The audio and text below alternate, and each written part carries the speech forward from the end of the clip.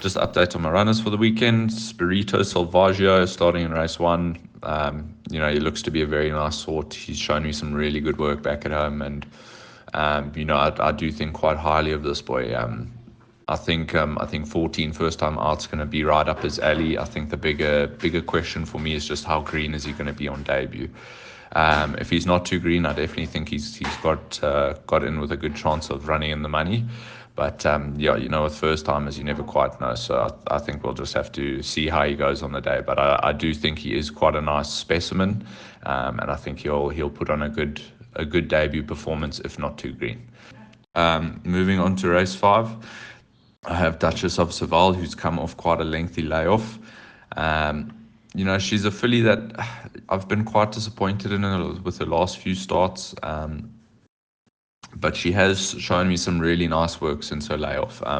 She did have a small niggle after her last start, after a gallop of hers back at home, which is reason B for, the lengthy time off. But, she's shown me some really nice work at home. Obviously, she's a filly that hasn't really shown me the greatest deal, especially work-wise, and she doesn't have the best of draws. Going on to race 7, we have Trompy in the middle stakes 1,000 meter. This boy's doing exceptionally well back at home. I couldn't have him in a better space, to be very honest. This is his 4th run now, coming off of a rest. He has had quite a lengthy margin in between each start, but he's drawn down the right side. He's got Nastali on his back, which I think is going to suit him, and claiming that 4 kilos, I do think he is the best horse in the race off of his rating. So, taking nothing away from this field, it is quite a strong field, but on his work and his well-being, and with that claim on his back, I really do make him to be one of our better runners on the day. Then to finish off, we have Cityscape in the 1,000 meter. She's also doing exceptionally well back at home.